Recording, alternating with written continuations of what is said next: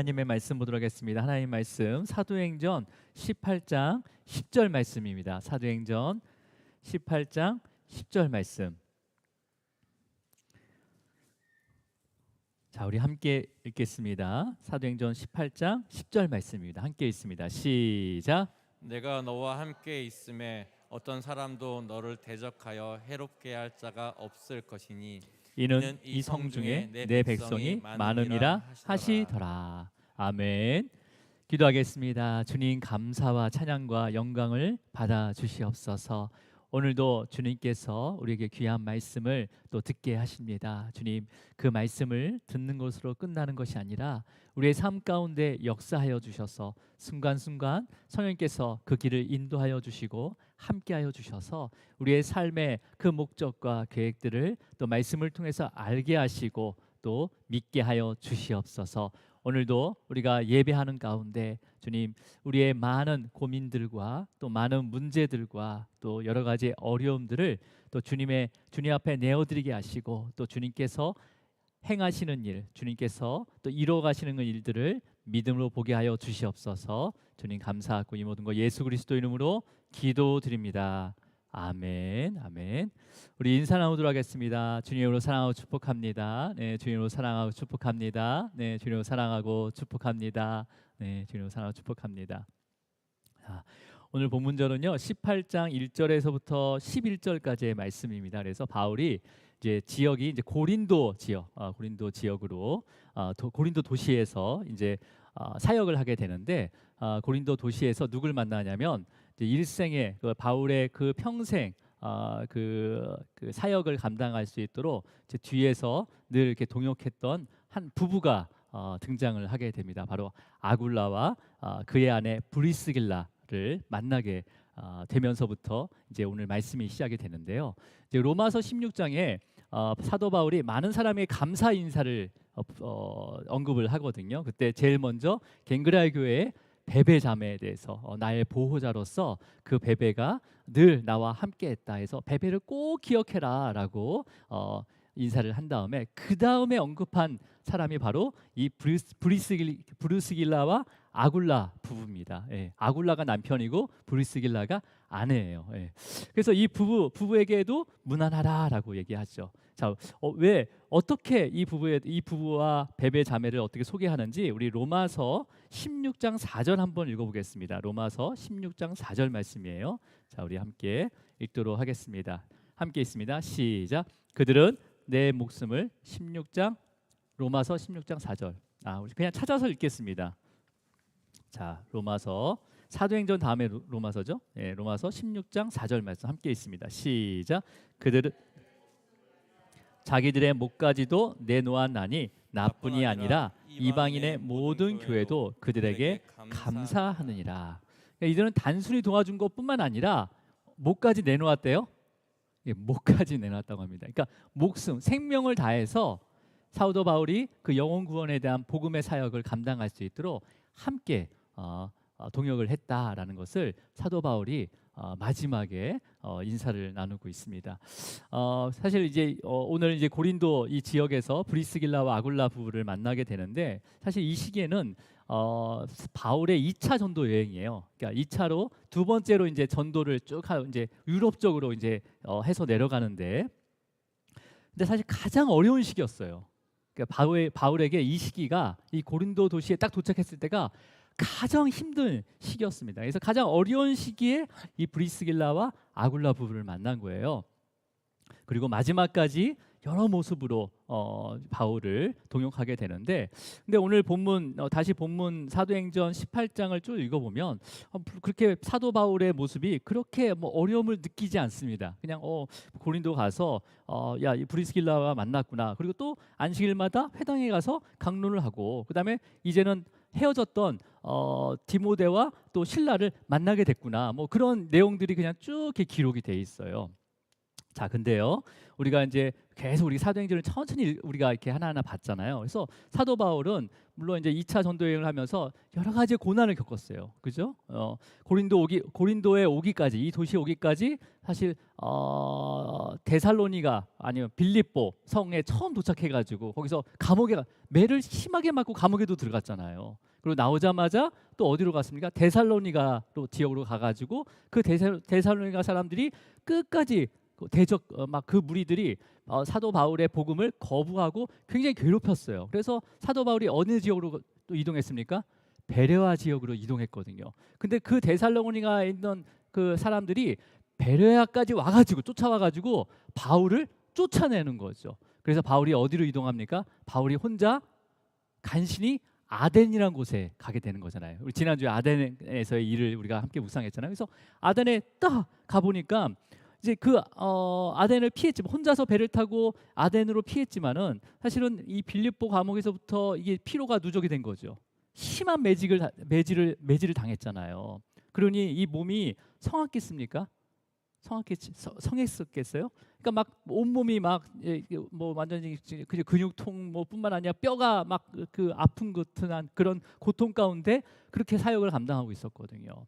그러니까 베레아에서도 쫓겨나고 그것도 혼자 아덴까지 왔어요. 근데 아덴 도시에 오니까 이건 우상이 너무나 많은 거죠. 형제 동행한 동료들을 기다리다가 아덴 도시를 쭉 돌아보니까 이 우상이 너무나 많은 거예요. 그래서 격분하였다라고 이렇게 기록을 하고 있습니다. 이 격분한 것은 감정적으로 막 이렇게 격분하다 그런 감정적인 분노가 아니라 수많은 우상과 그 사상, 그 다음에 철학에 사로잡혀 있는 그 영혼들을 바라보면서 하나님의 거룩한 분노를 사도 바울이 공감을 하게 되는 거죠. 그래서 정말 발을 털고 떠나고 싶었지만 그곳에서 복음을 전하게 됩니다. 그죠? 그래서 그곳에는 또 어떤 신까지 있었냐면 알지 못하는 신에게라는 제단까지 세워졌으니까 얼마나 그곳이 우상이 많은 것인지를 알 수가 있었던 거죠. 그래서 사도 바울은요 아덴에서 바로 떠나지 않고 그곳에서 많은 그러니까 사상가들, 그 철학자들과 논쟁을 벌이면서 토론을 하면서 언덕 위로 올라가서 그곳에서 복음을 전하게 되는데 그 언덕이 바로 아레오바고라는 언덕이었어요. 그죠? 그래서 여기서 소크라테스가 재판을 받는 곳도 바로 그 언덕이라고 했습니다. 그래서 그 아레오바고에서 복음을 전하면서 그 아레오바고의 관리인 디오누시오라는 사람과 그 여자 다말이라는 사람에게 복음이 전해져서 그들이 믿게 되는 거죠. 예수 그리스도를 믿게 되는 거죠. 성경에 나오지 않았지만 이 디오누시아라는 사람이 이 아덴의 최초의 감독이 되는 거죠. 목사가 되는 역사가 일어나게 됩니다. 그러면서 바울은 아덴에서 고린도로 이동을 하게 되는 거죠. 그러니까 여러분 고린도에서 그러니까 아덴에서도 바울 혼자였어요. 그죠? 근데 고린도에서 도착한 바울은 혼자였을까요? 아니면 동료가 있었을까요? 예, 혼자였어요. 고린도에서도 혼자 도착을 하게 된 거죠. 여러분 물론 요즘에는 뭐 혼자 여행하는 거 그렇게 어렵지 않잖아요. 그죠? 대화만 되면 뭐 대화가 안 돼도 뭐 여러 가지 구글 플레이어나 뭐 그런 걸 통해서 다 여행할 수가 있지만 그 당시에는요. 그러니까 무슨 치안 뭐 이렇게 뭐 그런 게 없었어요. 그런 개념이 없었기 때문에 그냥 길을 가다가 도둑대에 만나서 죽을 수도 있는 거예요. 그래서 혼자 다닐 수 없었습니다, 항상. 그래서 전도 여행할 때도 사도 바울이 뭘 꾸리죠? 팀을 꾸렸잖아요. 우리도 지금 선교 비전 뭐 트립을 간다 그러면 어떻게 합니까? 혼자 가요? 교회 성도들이 각각 뭐 언어 담당 또 아니면 뭐 식사 담당 아니면 숙박 담당 또 재정 담당 여러 가지 누구는 또 가이드 뭐 그 지역을 또 잘 이렇게 알 수 있도록 조사해 가지고 이런 걸 하나하나 다 준비해서 가잖아요. 그죠? 그러니까 아마도 바울과 2차 여행을 갔던 바울과 실라와 디모데와 누가도 각각의 그 분야를 맡아가지고 아마 그 전도 여행을 했을 거예요. 근데 중간에 이 베레아 지역에서 완전히 떨어지게 된 거죠. 바울 혼자와 그 동료들이 완전히 분리가 된 거예요. 그래서 혼자만 떨어지게 된 거죠. 그러니까 육체도 성하지 않고 또 혼자만 떨어졌으니까 각각의 분야로 맡았으면 바울이 뭘 맡았겠습니까? 그 전도팀에서 복음의 사역자를 담당했을 거 아니에요. 그러니까 뭐 그 말씀만 준비했겠지 뭐 재정을 따로 준비한 것도 아니고 뭐 비자 카드를 갖고 다닌 것도 아니고 그러니까 저 완전히 고립이 된 거죠. 그런 가운데 진짜 저라도 그랬을 거예요. 아마 성도들과 함께 해외 선교 갔는데 저만 따로 떨어져 버린 거죠. 성도들이 다 어디를 가 사라진 거예요. 그럼 말도 안 통하죠. 뭐 돈도 없죠. 얼마나 막막했겠어요. 근데 바울은 거기다 몸도 성치 않았단 말이에요. 그래서 그러한 막막한 가운데 누구를 만나게 되는 거예요? 그곳에서 바로 브리스길라와 아굴라 부부를 만나게 되는 거죠. 예. 여러분 브리스길라와 아굴라 부부는요 고린도 도시에 원래 거주했던 자리가 아닙니다. 그 고린도 사람이 아니에요. 이제 그때 상황을 오늘 본문 18장 2절에 설명을 해주고 있는데 우리 18장 2절을 한번 읽어보도록 하겠습니다. 사도행전 18장 2절이에요. 함께 있습니다. 시작. 아굴랄라는 본도에서 난 유대인 한 사람을 만나니 글라우디오가 모든 유대인을 명하여 로마에서 떠나라 한 거로 그가 그 안에 브리스길라와 함께 이달리아로부터 새로 온지라 바울이 그들에게 가매. 자 보세요. 지금 바울과 브리스길라와 아굴라 부부가 만나는 결정적인 계기가 어떤 거냐면 그 당시에 그라우디오라는 바로 그 황제가 있었어요. 그 황제가 여러 가지 그 로마의 그 굉장히 그 뭐예요? 좀 약간 소동이 있었죠. 그래서 그 소동을 잠재우기 위해서 로마 시민권만 갖고 있는 사람들만 남고 나머지는 이방인이든 유대인이든 다 나가라 추방시켰습니다. 그때 브리스길라와 아굴라가 그 당시에 이제 떠나게 되는 거죠. 떠나게 되고 그래서 비록 그때 추방된 대부분의 사람들이 어디로 가냐면 로마의 간섭이 덜한 바로 항구 도시인 고린도 도시로 내려가게 되는 거죠. 그때 브리스길라와 아굴라 부부도 고린도로 이렇게 오게 됩니다. 이러한 배경 가운데 바울도 아덴에서 떠날 때 어디로 가게 됐냐면 바로 이 항구 도시인 고린도 도시로 향하게 되고 그곳에서 이제 브리스길라와 아굴라 부부를 만나게 되는 거죠. 근데 그 아굴라 그러니까 브리스길라와 아굴라 특히 이제 아굴라가 어디에서 태어난 사람이라고 합니까? 18장 2절에 보면 아굴라라 하는 본도에서 뭐라고 돼 있어요 지금요? 본도에서 난 유대인 한 사람을 만나니라고 돼 있죠, 그죠? 자 여기 보면 여기서 지금 본도라는 것은 바로 비누기아의 같은 위치에 있는 지역인데 여러분 바울이 2차 여행을 처음 계획할 때 어디를 가고자 애썼냐면 바로 비누기아를 가고자 애썼던 거예요. 그러니까 바로 그곳에서 온 부부가 바로 그곳에서 태어난 난 사람이 바로 아굴라와 브리스길라라는 거죠. 여러분 그러면 그리고 또 그들의 생업이 뭐였냐면 뭐라고 돼 있습니까? 우리 3절을 한번 읽어볼까요? 3절이요. 시작. 생업이 같으므로 함께 살며 일을 하니 그 생업은 천막을 만드는 것이더라. 네, 생업이 천막을 만드는 일이래요. 자, 여러분 바울의 고향이 어딘지 혹시 기억하십니까? 바울의 고향 다소라고 기억이 나죠? 예, 다소는요 여러 가지 특산물이 있는데 특히 아마포라는 천을 생산하는 곳입니다. 이 아마포라는 천은요 천막을 만들 때 사용하는 천이에요. 그러니까 이 다소 지역은 천막 기술이 뛰어난 도시거든요. 그러니까 바울도 어깨너머로 천막 만드는 기술을 습득을 했던 거죠. 그리고 또 다른 자료에 의하면 이 바울의 부모님이 천막을 만드는 비즈니스를 했다고 기록이 돼 있습니다. 그러니까 바울도 그 기술을 가지고 있었던 거죠. 그러니까 얼마나 그 부부와 얘기가 통하겠어요, 그잖아요. 취미가 같으면 잘 통하잖아요, 그죠? 예, 뭐 운동을 같이 한다 그러면 막 운동 이거 어떻게 해야 됩니다. 특히 이제 헬스 같은 거 서로 하는 사람들은요, 막 서로 막 이걸 이렇게 해야 된다고 하면서 막 열변을 토하면서 얘기하거든요. 그렇잖아요, 운동, 뭐 자전거를 탄다든지 마찬가지로 그렇게 잘 통하게 된 거죠. 그리고 또 유대인이라고 합니다, 유대인. 그러니까 얼마나 잘 통했겠어요. 자, 그런데 사도 바울은 지금 고린도에 와서 아는 사람도 없이 혼자서 육신도 많이 힘들고 그다음에 재정도 없는 앞뒤 상황이 완전히 막힌 상황에서 하나님께서 누구를 만나게 하신 거예요? 브리스길라와 아굴라 부부를 만나게 하신 거죠. 여러분 그러면서 함께 살며 이 3절에 보면 함께 살며 일을 했다는데 그 당시에 함께 살 수 있는 것은요 가족 아니면 불가능합니다. 그리고 그 가문의 그 가업을 이어받아서 같이 하는 거잖아요. 그러니까 함께 일을 했다는 것은 이거는 뭐 종과 무슨 어떤 뭐 이렇게 페이를 줘서 하는 게 아니라 그냥 가족처럼 함께 있었다는 거예요. 여러분, 그러니까 우리는 뭐 이것을 정말 우연이구나라고 할 수 있지만 이건 우연이 아니라는 거죠. 하나님께서 아주 주권적으로 이렇게 인도해 가시고 있다는 거죠. 여러분, 하나님께서는요 이 바울처럼 사도 바울처럼 저와 여러분을 한치의 오차도 없이 지금도 인도하고 계시다는 것을 믿으시길 바랍니다. 예.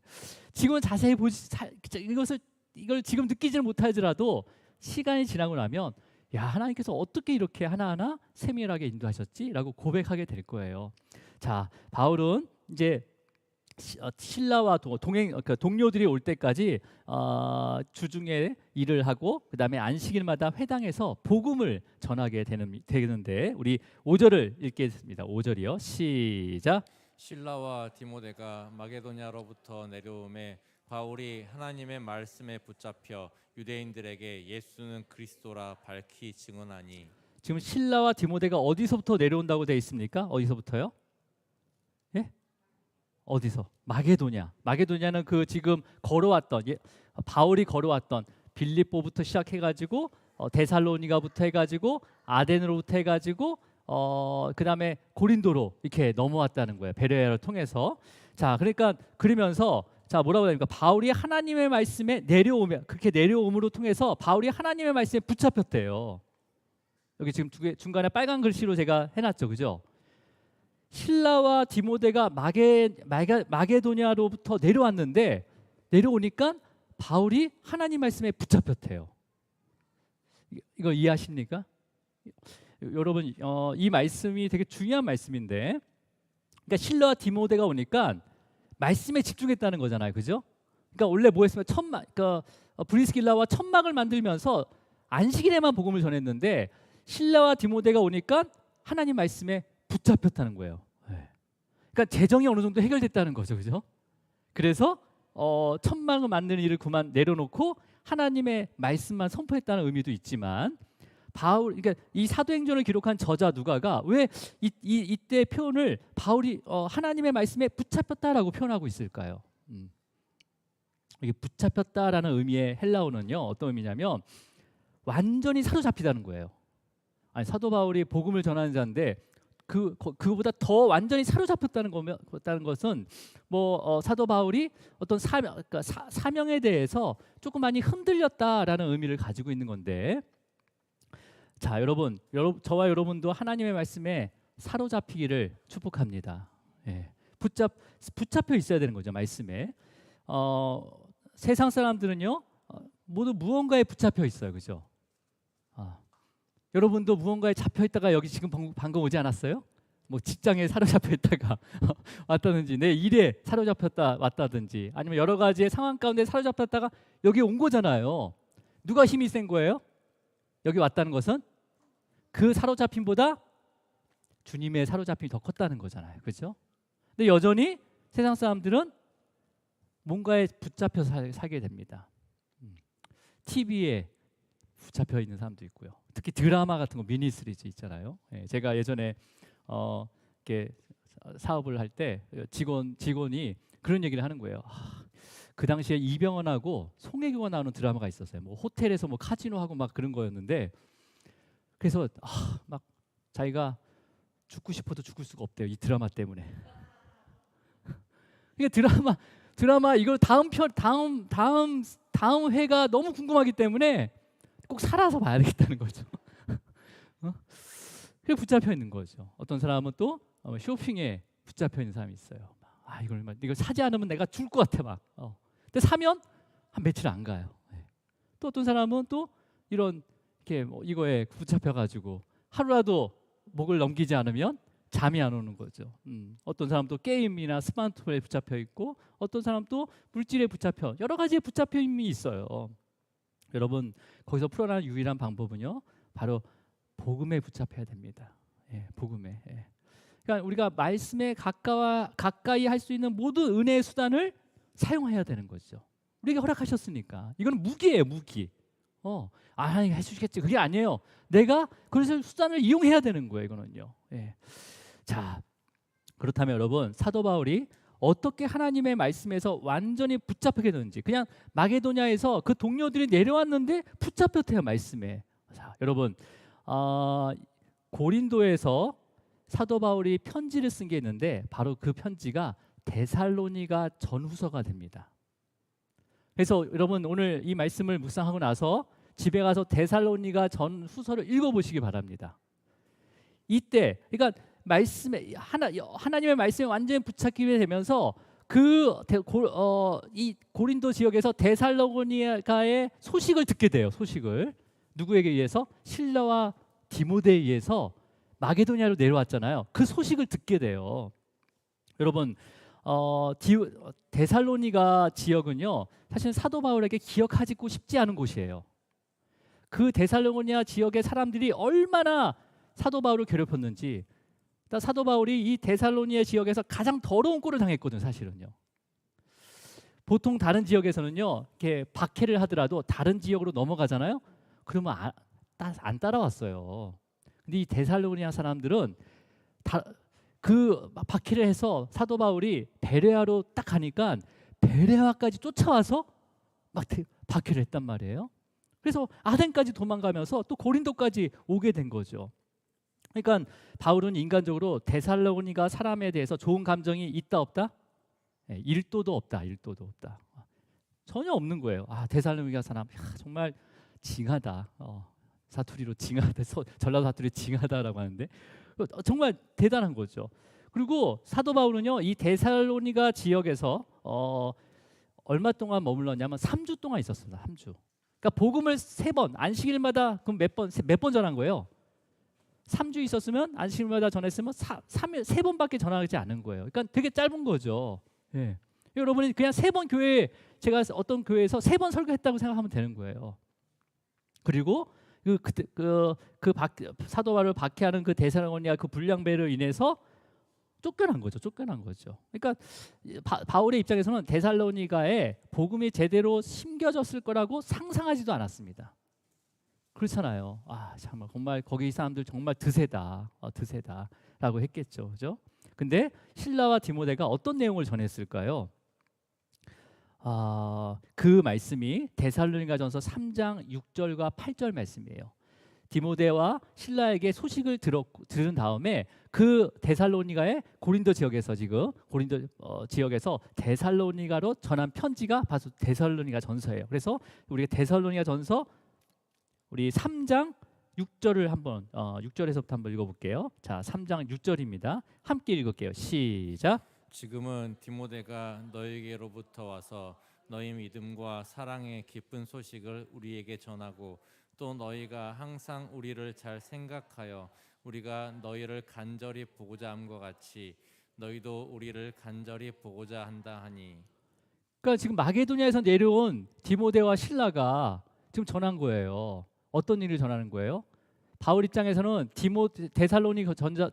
데살로니가 지역은요, 정말 내가 생각하고 싶지 않은 곳, 3주밖에 없었기 때문에 그곳에 정말 복음이 심어졌을까, 교회가 세워질까, 믿음의 성도가 생길까 하면서 기대도 안 했던 곳인데 고린도 지역에 혼자 와서 이제 간신히 입에 풀칠하면서 기다리다가 실라와 디모데가 내려온 거죠, 마게도냐에서. 그러면서 전한 얘기가 뭐예요?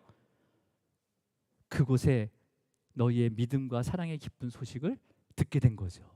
믿음의 성도가 없을 것 같았는데 그 믿음의 성도가 거기에 세워졌다는 거예요. 그리고 믿음의 성도들이 서로 사랑으로 함께 교회를 세웠다는 거예요. 그러면서 항상 그 바울이 복음을 전한 그 바울을 그들이 생각하고 있다는 거죠. 보고 싶어하고 있다는 거죠. 그래서 그 얘기를 듣고 바울도 그래, 나도 당신을 보고 싶다라고 이렇게 편지를 보내고 있는 거죠. 자, 그러니까 여러분 7절 한번 읽어볼게요. 7절 시작. 이러므로 형제들아 우리가 모든 궁핍과 환난 가운데서 너희 믿음으로 말미암아 너희에게 위로를 받았노라. 그러니까 이 형제들 하면 데살로니가 전서에 있는 성도들 얘기하는 거잖아요. 그들 당신들의 그 믿음 때문에 내가 지금 고린도 지역에서 정말 아무것도 못 먹고 혼자 궁핍하고 어려움을 당하고 환난 가운데 있었지만 당신의 그 믿음, 그 사랑, 믿음과 사랑의 그 교회가 세워졌다는 그 공동체가 세워졌다는 것으로 말미암아 뭘 받고 있다고요 지금? 위로를 받고 있다라고 이렇게 데살로니가 쪽에다 편지를 쓰게 되는 거죠. 그러니까 바울이 가장 어려운 시기, 이 고린도 지역에서 사역할 때 이 데살로니가 디모데와 그다음에 실라가 가지고 온 그 데살로니가 성도들의 소식, 믿음과 사랑의 기쁜 소식을 통해서 위로를 받았다는 거예요. 여러분, 우리의 믿음의 모습이 아무리 연약하더라도 우리의 믿음의 모습을 통해서 궁핍과 그다음에 환난 가운데 있는 성도들을 위로할 수 있습니다. 여러분이 모르지만은 우리가 그 궁핍과 환난 가운데서 믿음을 지키는 그 모습을 통해서요 어느 누군가가 위로를 받을 수 있다는 거예요. 위로를 받을 수 있다는 거죠. 자, 우리 8절을 읽겠습니다. 8절 시작. 그러므로 너희가 주 안에 굳게 선즉 우리가 이제는 살리라. 언제 죽었어요? 이건 뭐냐면요. 그러니까 바울은요 디모데에게 또 실라에게 데살로니가 그 성도들의 믿음과 사랑의 소식을 듣고 하나님의 나라는 내가 세우는 게 아니구나. 하나님의 말씀이 거기를 하나님의 나라를 세워가게 하시는 거구나. 바울이 한 게 뭐 있어요? 그냥 복음만 전한 것뿐이에요. 근데 그 복음이 내가 너무 고난을 당하니까 그 복음이 설마 그들에게 영향이 있겠어? 라고 했는데 영향이 있었다는 거죠.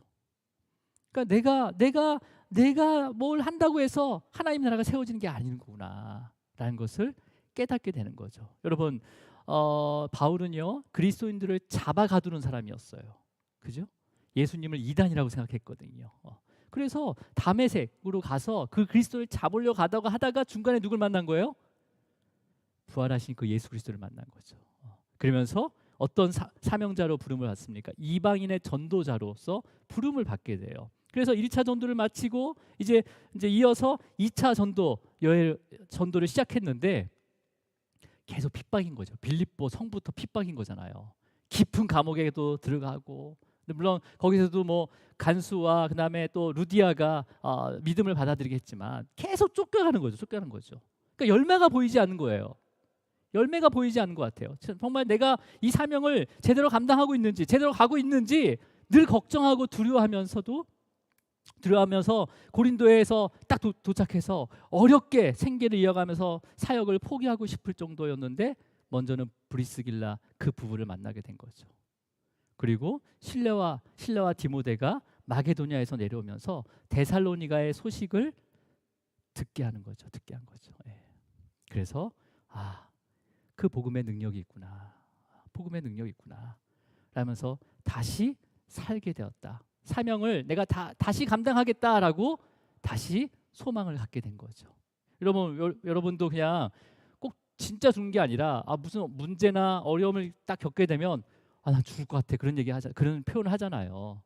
근데 이제 그런 기간을 우리가 참고 좀 기다리다 보면 조금 이렇게 틈이 보이면 이제 좀 뭔가 이렇게 숨통이 트이면 뭐라고 합니까? 이제는 살겠다라고 하잖아요. 살겠다. 그러니까 바울이 그거예요. 내가 정말 하나님의 부르심 가운데 2차 전도 여행을 쭉 내가 정말 성령님의 인도하심 가운데 내가 가려고 한 것도 아니고 성령님이 인도하신다고 해서 그걸로 갔단 말이에요. 근데 가는 곳마다 핍박이었던 거죠.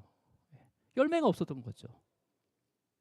그래서 실망하고 그다음에 이제 몸도 거의 망가지고 그다음에 고린도에서 정말 혼자 남아 있는데 그 브리스길라 부부를 만나게 하시고 또 같이 또 그 가운데서도 어쨌든 회당에 가서 복음을 전하는 가운데 디모데와 실라가 내려와서 데살로니가 일어난 일들을 전해 들은 거죠.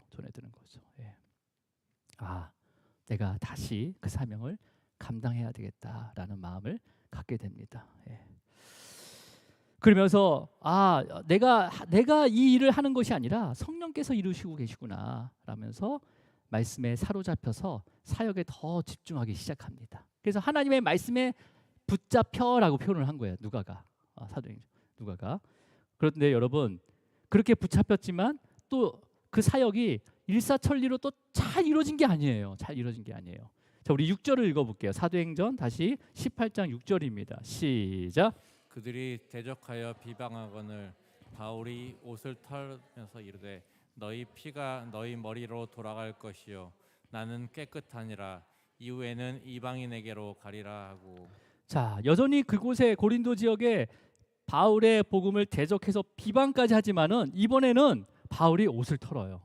이건 뭐예요? 이제는 어떤 그 고린도 지역에서 복음이 선포된 복음을 받아들이지 않는다 하더라도 그럼에도 불구하고 나는 말씀을 선포한다 라면서 자유함을 갖게 된 거죠. 자유함을 갖게 된. 눌림이 없다. 어떤 사로잡힘에도 없는 거예요. 오직 말씀에만 사로잡혀서 복음을 전하고 있는 거죠. 여러분도 삶 가운데 이런 삶을 살기를 바랍니다. 여러분 지금은 여기에 정말 예배 가운데 성령의 사로잡힘이 있지만 이 문을 나가는 동시에 다른 것에 수없이 사로잡히잖아요. 그때 선포하시기 바랍니다. 내 마음을 말씀 가운데 사로잡히게 해달라고 기도하시기 바랍니다. 자, 근데 여러분 그래서 사도 바울은 이제 모든 것을 성령님께 맡기는 거예요. 다 맡겨버린 거죠. 자기의 사명을 다하고 그 결과는 다 하나님께 맡기는 거예요. 성령님께 맡기는 거예요. 자, 우리 8절 읽어볼게요. 어떤 일이 일어났는지 시작. 또 회당장 그리보스가 온 지방과 더불어 주를 믿으며 수많은 고린도 사람도 듣고 믿어 세례를 받더라. 바울이 한 게 아니라 성령께서 하시는 거예요. 지금 그렇죠? 회당 구성원이 아니라 회당장을 그냥 하나님께서 그냥 딱 사로잡아 버린 거죠. 그리고 수많은 고린도 사람들, 이방인들을 믿게 하고 세례를 받게 했습니다. 그렇죠? 예. 그런데 어느 날 밤에 환상으로 바울에게 주님께서 나타나세요. 예, 우리 9절을 한번 읽어볼게요. 9절 시작. 밤에 주께서 환상 가운데 바울에게 말씀하시되 두려워하지 말며 침묵하지 말고 말하라. 보세요. 그 앞에 8절은요. 수많은 고린도 사람들, 회당장뿐만 아니라 수많은 고린도 사람들도 믿고 세례를 받았는데 갑자기 밤에 주님께서 딱 나타나서 뭐라고 얘기하는 거예요? 바울에게 두려워하지 말며 침묵하지 말고 말하라 라고 얘기해요. 수많은 고린도 사람들이 다 믿고 세례를 받는데 또 그 환상 가운데 나타나서 두려워하지 말고 침묵하지 말고 말하라, 선포하라 라고 얘기하는 거죠. 여러분, 그러니까 바울에게는 수많은 사람들을 고린도 사람들을 믿게 하고 세례를 베풀었지만 그 내면에는 뭐가 있었다는 거예요? 두려워하고 있었다는 거예요. 여전히. 예. 여전히 두려워하고 있었다는 거죠. 주님께서 우리의 마음을 너무나 잘 아십니다. 그죠? 예. 우리의 깊은 양심까지도 또 잘 주님께서 알고 계시죠. 여러분, 그러니까 바울은요 예수님을 만나서 회심을 한 다음에 지금까지 많은 사역을 감당하고 또 고난까지 참여하고 그다음에 그럼에도 불구하고 여전히 두려움이 있었다는 거잖아요, 그죠? 그 안에 두려움이 있었다는 거예요.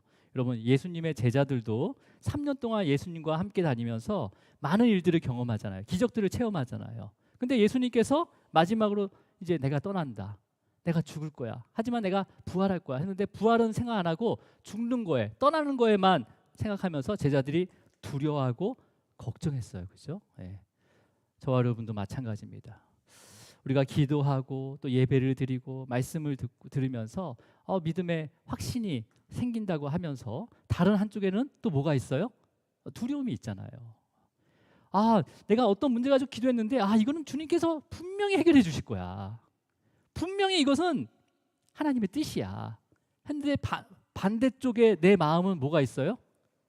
두려움이 있다는 거죠. 두려움이. 예. 염려가 있다는 거죠. 걱정이 있다는 거죠. 여러분, 이게 이상한 게 아니라 육신의 옷을 입는 동안은 당연한 겁니다, 여러분. 그래서 우리가 이 주님 몸된 교회로 와야 되는 거죠. 그죠? 예. 우리 당연한 모습이에요. 여러분, 정말 우리 주사랑 교회도요. 여러 가지 어려운 상황에서도요. 교회가 이렇게 교회를 이렇게 딱 이렇게 해마다 보면 매년 성장을 했습니다. 매년 성장했어요. 그러면서 성도님들의 또 다양한 그 믿음의 선한 싸움에서도 또 잘 견뎌내면서 또 믿음이 아주 조금씩, 여러분은 모르시겠지만 이 앞에서 보면요, 그 자라나는 모습이 보여요. 아주 조금씩 자라는 모습을 보면서 아, 주님께서 인도하고 계시구나, 아, 주님께서 함께하고 계시구나 하면서 너무 감사하기도 하지만은 아, 또 어떤 어려움이 올까, 우리 성도님이 또 어떤 시험을 또 겪게 될까 하면서 걱정을 되기도 하고 두려워하기도 해요. 예. 성도님들이 이게 뭐 뭔가 목사님 하면요, 두 가지 방법. 아, 뭐 어떤 기쁨이 있을까? 또 어떤 문제가 있을까? 항상 그 걱정이 있는 거죠. 근데 오늘 뭐라고 말씀하시네요? 두려워하지 말고 침묵하지 말고 말하라 얘기합니다. 예. 오늘 이 말씀이 여러분의 위로가 되기를 바랍니다. 예. 자, 어떤 또 말씀이냐면 10절입니다. 10절. 그렇게만 말씀하신 게 아니에요. 자, 읽어보겠습니다. 10절입니다. 시작. 내가 너와 함께 있음에 어떤 사람도 너를 대적하여 해롭게 할 자가 없을 것이니 이는 이 성중에 내 백성이 많음이라 하시더라. 예. 우리 지난주 주일날 내가 너와 함께 있음에 이게 뭐냐면 바로 내가 친히 너와 친히 가리라라는 말씀이 똑같은 말씀이에요. 그러니까 내가 너와 함께 있는데 그냥 멀리서 있는 게 아니라는 거예요. 주님께서는 어디에 있는 거예요? 우리 얼굴 바로 앞에 얼굴을 딱 대고 우리의 손을 잡고요, 우리가 걸어가는 길을 이렇게 인도해 가신다는 거예요 지금. 예. 그리고 또 어떤 말씀까지 하십니까? 어떤 사람도 너를 대적하여 해롭게 할 자가 없을 것이다. 그럼 대적하는 사람은 누가 다 해결해 주신다는 거예요? 내가 아니라, 나한테 힘을 줘서 그 대적한 사람 싸우는 게 아니라 주님께서 대적할 자를 다 어떻게 하겠다는 거예요? 없게 만드시겠다는 거예요. 없게 만드시겠다는 거예요. 그걸 믿으시길 바랍니다, 여러분. 예. 그러니까 여러분, 바울이요, 1차 전도 여행, 2차 전도 여행, 특히 2차 전도 여행에서 사실 혼자 떨어진 시간이 되게 길었어요. 그러니까 바울은 내가 왜 계속 이렇게 주님께서 이 사명을 줬으면 이거 팀을 꾸려서 함께 가야 되는데 왜 혼자 보냅니까? 라는 마음이 있었다는 거죠. 두려움이 있었다는 거죠. 근데 뭐라고 말씀하시는 거예요? 너는 혼자가 아니다 라는 거죠. 예전에는 내가 누구를 기대하고 누구를 또 바라보고 의지했던 것이 있었단 말이에요. 근데 그 의지한 사람이 오히려 나에게 짐이 될 때가 있고, 그 의지했던 사람이 또 나를 또 대적하는 경우가 생길 수가 있다는 거죠. 그건 이상한 게 아니라 당연한 거예요. 다들 죄인이기 때문에 우리는요. 그래서 누구든지 나에게로 오라고 하잖아요. 어떤 죄인이든 다 주님 앞에 향하기 바랍니다. 주님 안에서 만나야지 적이 안 되는 거예요. 대적이 안 되는 거예요. 다르게 만나면 무조건 대적하게 되는 거예요. 여러분, 그러니까 바울은요, 이 가장 타락한 이 고린도 지역에서 1년 6개월 동안 사역을 하게 됩니다. 그러니까 바울이 사역한 중에서 가장 긴 사역이 에베소서 3년 동안 거기서 있거든요. 그 다음에 오래 한 곳이 바로 이 고린도 지역이에요. 그러니까 여기서 데살로니가 전후서가 기록이 됩니다. 두 번의 편지에 의해서 데살로니가 3주밖에 없었지만 편지로 보내서 그들에게 믿음을 자라게 합니다. 그러니까 여러분, 이 자리에 우리가 이렇게 앉아 계신 우리 성도님들뿐만 아니라 이 주사랑교회 모든 성도들과 또 오늘 이 자리까지 또 주님께서 함께 하시며 인도해 주셨다는 것을 믿으시길 바랍니다. 또 앞으로도 주님께서 끝까지 함께 하신다는 것을 믿으셔야 되는 거예요. 그리고 여러분, 주사랑교회를 또 청라 이곳에 세워주신 이유가 뭐냐면 바로 이 청라에도 하나님의 백성이 많이 있기 때문입니다. 오늘 이 말씀을 하시잖아요. 이 성중에 내 백성이 많음이라. 예. 그래서 하나님께서 주님의 몸된 교회를 다 세우시는 거예요. 예. 우리 교회만 아니에요. 보편적인 교회를 말하는 거예요. 큰 교회부터 작은 교회까지 하나님께서 거기에 맞게 또 영혼들을 보내주셔서 또 믿음이 자랄 수 있도록 하나님께서 그 영혼들과 함께 하시면서 이 주님의 몸된 교회를 인도하고 계시는 거죠. 여러분, 주님께서는 어떤 사람도 우리를 대적하여 해롭게 할 자가 없게 만들어 주신다고 약속하셨어요. 그죠? 여러분, 이 말씀을 꼭 기억하시기 바랍니다. 그러면 바울도요, 빌립보 도시부터 시작해서 데살로니가, 그러니까 베레와 아덴, 고린도까지 바울을 대적하는 사람들이 너무나 많았잖아요. 그죠? 너무나 많았어요.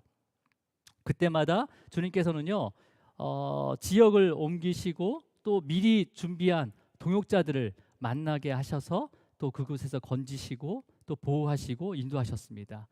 그렇기 때문에 그리스도인들은요 절대 우연이 없다는 것을 기억하시기 바랍니다. 우리의 모든 삶의 그 여정 속에서 하나님께서 함께 하시고 계획하고 계시다는 거예요. 지금은 이해할 수 없지만 우리가 그럴지라도 믿음으로 기다리시기 바랍니다. 예. 내가 뭘 해서 내가 뭘 이렇게 해서 이루어지는 게 아니에요. 하나님께서 이루어가시는 것을 믿음의 눈으로 보셔야 되는 거예요. 믿음의 눈으로 보셔야 되는 거예요. 그러면서 우리가 하나님의 그 영광의 나라로 하나님께서 내가 하는 게 아니라 하나님께서 나를 이끌어가고 계시구나. 이게 바로 견인입니다. 예, 자동차를 견인하는 것처럼 이 고장난 자동차는요 부패한 자동차, 그러니까 고장난 자동차, 부패한 영혼은요 스스로 하나님의 나라에 갈 수 없어요. 하나님께서 그 영혼을 이끄셔야 되는 겁니다. 예. 그리고 여러분의 모든 것을 주님께 맡기시기를 주님으로 축원합니다. 그랬을 때만이 주님이 일하심을 믿음의 눈으로 볼 수 있는 거예요. 예. 그때 역사가 이루어지는 겁니다. 한 주간 주님께서 행하신 일들을 또 믿음의 눈으로 바라보면서 믿음으로 맡기는 우리 귀한 성도들 되기를 주님으로 축원합니다. 기도하시겠습니다. 주님 감사합니다. 사도 바울이 그 2차 전도 여행을 통해서 또 많은 어려움과 또 육체적인 또 아픔과 고통을 겪으면서 어떨 땐 또 혼자서 아덴을 통해서 또 고린도 지역까지 왔습니다. 그 마음 가운데 두려움과 또 그 마음 가운데 근심이 있었지만 주님께서는 그 여정 가운데서도 늘 함께 하시면서 그 대적들을 주님께서 해하셨던 것을 또 이곳에서 알게 하시고 깨닫게 하심으로 하나님의 말씀에 붙잡혀 사명을 감당할 수 있도록 인도하여 주셨습니다. 주님, 이러한 역사가 우리의 삶 가운데서 이루어지고 있다는 것을 믿음의 눈으로 보게 하여 주시옵소서. 주님, 내가 일하는 것이 아니라 바로 주님께서 일하고 계십니다. 우리가 그 주님의 그 선하시고 기뻐하시고 온전한 뜻에 따라 순종할 때 주님께서 그 행하시는 일들을 보게 하실 것을 믿습니다. 우리의 바로 얼굴 앞에서 우리와 함께 하시며 우리의 길을 예비하시고 그 우리의 부패되고 파산된 우리의 영혼, 또 움직일 수 없는 폐차 같은 우리의 인생을 주님께서 이끌어 가신다고 오늘 우리에게 말씀하십니다. 이 말씀이 우리에게 위로가 되게 하시고 또 믿음이 자라게 하여 주시옵소서. 주님 감사하고 예수 그리스도 이름으로 기도드립니다. 아멘. 우리 찬양하도록 하겠습니다.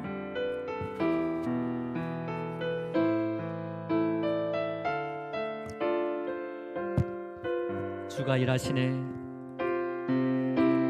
주가 일하시네. 주가 일하시네. 주께 아끼지 않는 자에게 주가 일하시네. 주가 일하시네. 신뢰하며 걷는 자에게 주가 일하시네. 주가 일하시네.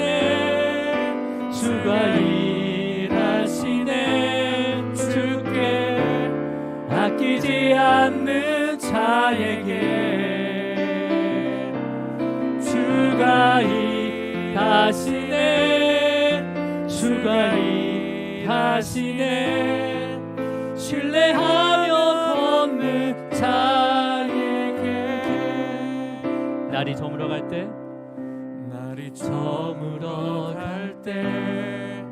빈들에서 걸을 때 그때가 하나님의 때 내 힘으로 안 될 때 빈손을